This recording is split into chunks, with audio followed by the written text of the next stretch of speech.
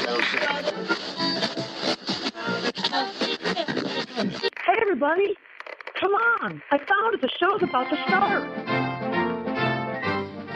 I'm Rod Harder, and he's Vinny Dappio, and you're listening to the Specialty Marketing Consultants Profit Lab podcast.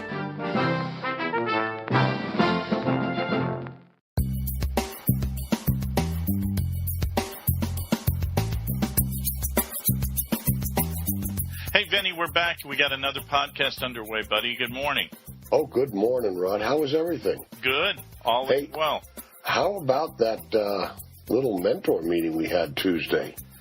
I was just going to mention something about that. You know what I think would be valuable to anybody listening to this today is the power of what we went through yesterday is I guess the way I want to explain it is the highs and lows of everybody's week. And when you come off a meeting like that, a mastermind meeting or any type of a think tank like that, it sort of jettisons you up to a high. You get a euphoric high of excitement about marketing. Oh, buddy, I don't think one person left that room that wasn't jacked up about their business.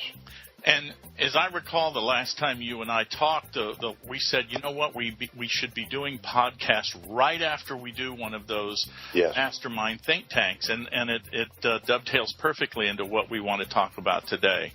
And just a brief overview for you folks that this might be their first podcast. Ron and I, as Specialty Marketing Consultants, on every other Tuesday of the month, we conduct a 2-hour marketing and advertising seminar at the University of Central Florida. It's at one of their annex buildings here in Daytona Beach, and they're called meetups, and they're completely free of charge. Rod and I are there in kind of like a mentoring program. What they do is the university regards them as mentoring sessions, and it's an opportunity for students and local business owners to take a look at marketing and advertising from a different perspective. And we're honored to be part of it. It really is a feeling of accomplishment that makes me feel good after every one. Absolutely it does. And, you know, they don't teach this sort of stuff in school, and that's why it's so beneficial to anybody who takes the time to invest in their business. Mm-hmm. And it's a joy because those have been around for a while, those who have been around for a while, who are doing the things that we've been talking about and the things that we suggest from a marketing standpoint, their businesses are taking off. They're seeing results, and it's kind of exciting, not from just our standpoint, but for the people who are new. They're seeing the same thing and sort of, you know, copying what success is offering the others. Well, you know, and that's what made yesterday's session such a pumped-up meeting. We had such a great mix. There were a couple of business owners there that have been doing this new type of marketing for 6 months or a year, and now all of a sudden, ka-ching, it's starting to pay off. They're realizing that the effort was worth it. And then on the other end of the spectrum, we had 2 brand new members come in that are one of them has an established business, a pressure cleaning, house washing, restoration business, and the other was a young man, a very impressive young man. His name, ironically, was Young, and him and 3 likewise mechanical engineering degree students started their own business with water purification. And he said, well, I'm lost on the idea of, you know, so we asked him, what do you think marketing is? And his first response initially was, well, it's telling people about your product. And I said, you're right. However, did you ever think about telling people about how they need your product, how your product will make their lives better? And a little bit of a light bulb started going on. And that's when my buddy Rod came out with, well, how do I make it sound like, instead of my product is so great, how do I make it sound like it's great for the customer? And what'd you tell him, Rod? you know, in any business, they all make the same mistake, Benny. I shouldn't say every business, but the lion's share of business owners make the same mistake. We're all so bloody proud of our business, what we've done, what we've accomplished, that all we want to do is tell the world about what our service or what our product does, and we completely forget about how that equates to the benefits of the people buying our products and services. Right. For example, you know, everybody who buys something of any size cost, it's an emotional purchase. You know, men may say that they bought their car or bought something because it made sense or it was a logical decision. But really, we pull the trigger when we buy something because how it makes us feel. It's the personal benefits. A guy doesn't go buy new golf clubs or buy a new fishing pole or become a member of a country club because it's a logical decision. They're doing it because they know it's going to make them feel good. Same reason women buy shoes and women buy nice jewelry. It's all about the emotional attachment of it, how it'll make them feel when they have it. And when we talk to them about, you know, if anyone knows the features of their product, it's the owner of the company. I mean, you could rattle off probably your top 5 features in 5 seconds or less. But now, how do you turn that into benefit, to make it look like in your advertising that it really is all about the customer? It's true. Here's a great example. Today, I did laundry earlier today, okay? So let's pick on laundry detergent. Here's the XYZ laundry detergent ad you're going to see today. XYZ laundry detergent. It's concentrated. It's environmentally safe. It's not harsh on clothing. And it's economical, and it gives you more loads per bottle full. It'll make your whites whiter and your brights brighter. So on and so forth. Is that not pretty much on the mark? That's about it. Here's the way we told this young man to make their product look if it was laundry detergent. Wouldn't you like to spend less and save more? Not worry about that new sweater getting ruined in the wash? Keeping you and your family looking sharp with brighter brights and whiter whites? Are you concerned about the environment? Then XYZ detergent is the product for you and your family. Blah, blah, blah. See what I mean? Yep. We took those same exact company features that the company should be very proud of. They're great features.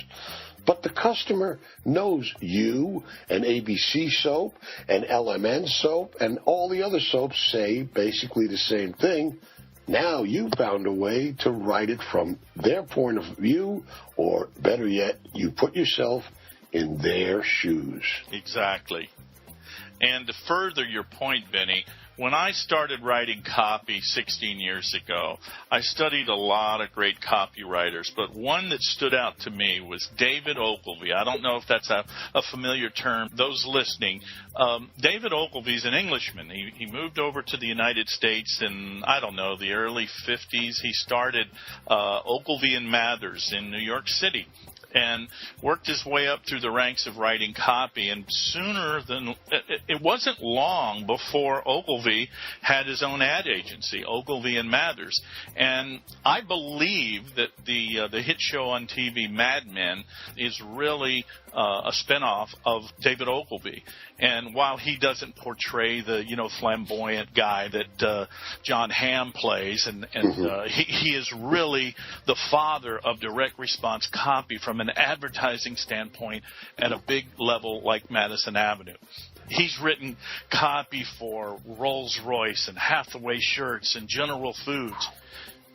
One ad in particular he wrote that sticks with me is, I think he was talking about a Rolls-Royce, and instead of talking about, I think the headline was, the only thing you'll hear when this Rolls-Royce is going 60 miles down the highway is the ticking of the clock. And, it's all about feel. It's not about, this Rolls-Royce will do this, it has this engine, it'll do this, it'll do that. He turns all those features into the benefits to the consumer. That's, and once you do something like that, anyone who knows anything about business and getting customers, now what you've done is you step out of that business owner mode and you get into the customer mode. And what you do is when you're creating that list of product features and turning them into customer benefits, it's a huge step in building trust and rapport with your market. What happens is they feel like you're someone who walked in their shoes, and you know exactly what their needs are. You've now bonded. And once a customer trusts or believes in what you're marketing, they're yours.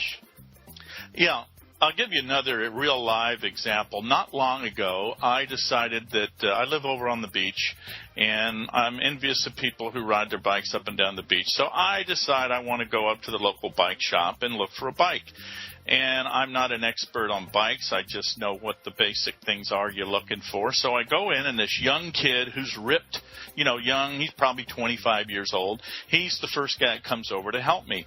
And I tell him I'm looking for a bike, and I really don't know much about him. So he begins to lay out this technical list of things that, I guess it's the bike du jour for that day, or whoever's given him the biggest commission. He says, we got a cross-country mountain bike, hybrid style. It'll do this and it'll do that. It's ideal for, what you want. It has 24 gears and cantilever brakes, and, it has a drivetrain and disc brakes like a car. And I'm like, huh?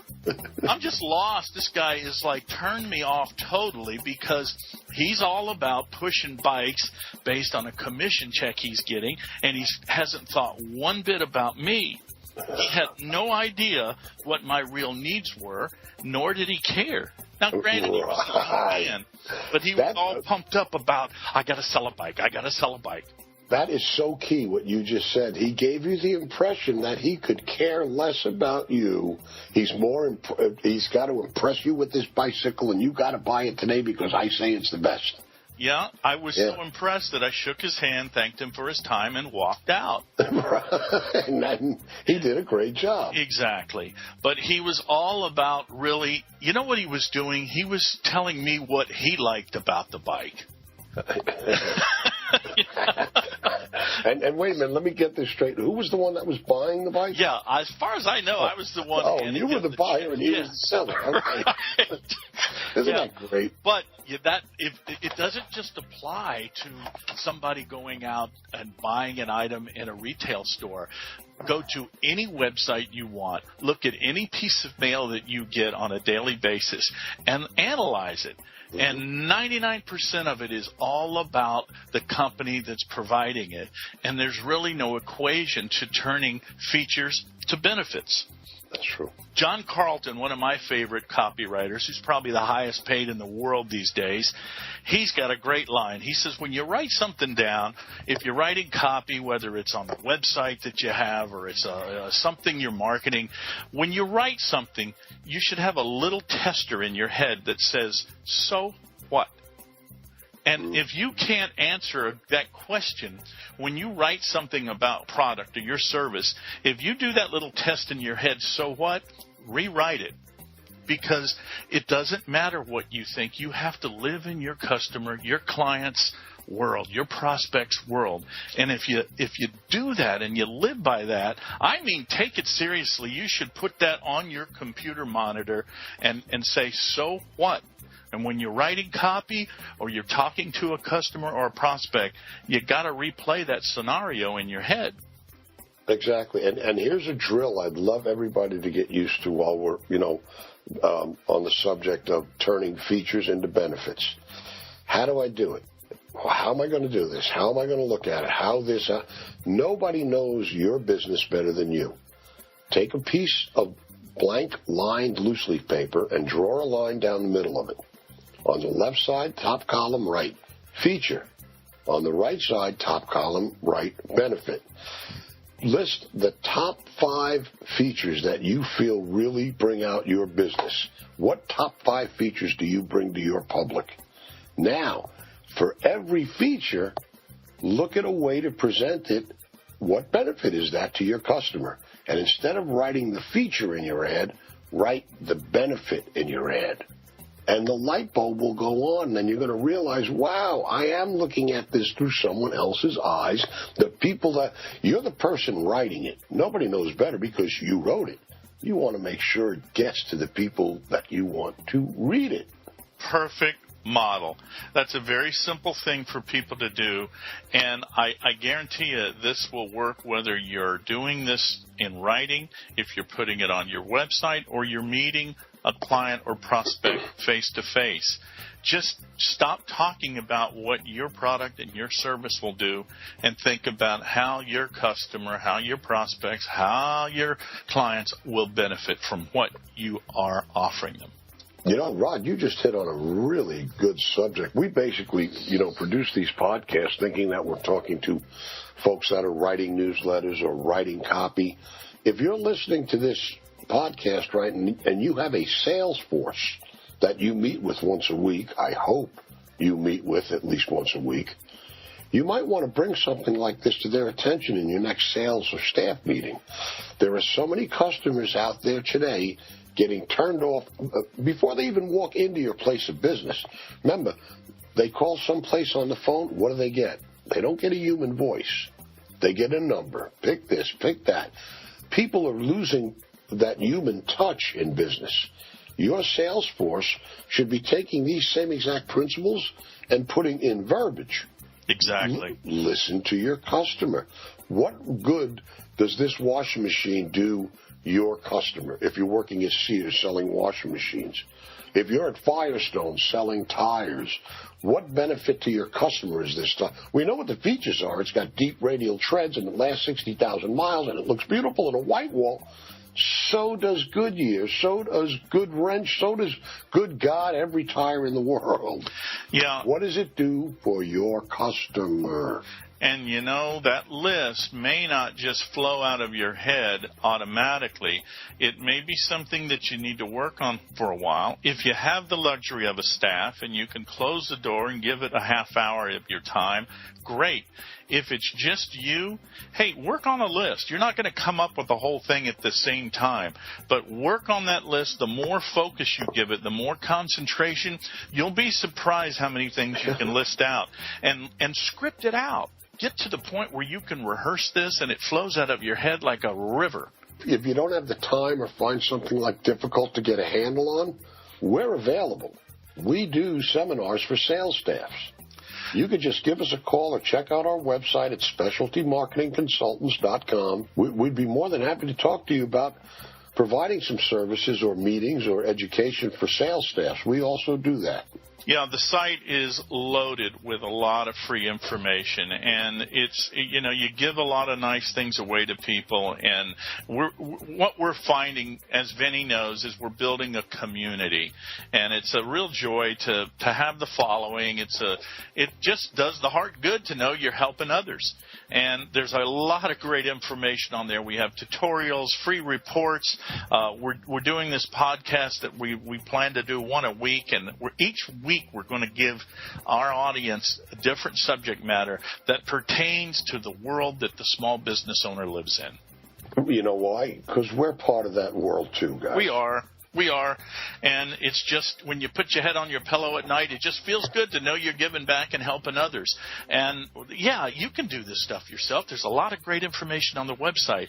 But if you don't have the time and you want to turn it over to somebody who can focus on it and give it the professional buff that it needs, hey, we're here to help. We'll write the copy. We'll do your campaign for you. But if you choose to, you can do it. We're both older gentlemen. We've done our 40 years each in marketing and sales. And if I get to pass on some information that's going to make someone in my community or my business center successful, that made me a success. It's a good feeling. Yeah, and for those that are in East Central Florida, they have a little leg up on you because they're within our area. But we're going to begin doing more of this across the state of Florida. But if you're out of range and you're across the other side of the country or somewhere else in the world, that's okay. You can still listen to these podcasts. They're free. You still have access to our website and all the free material there. So help yourself and give us your feedback. We want to hear from you. Yes, we do. And thank you so much for bringing us into your earlobes for a couple of minutes today. We appreciate it. Sure. Well, I think that wraps it up. That covers what we want to discuss. All right. We will talk to you soon. Have a great day and happy marketing.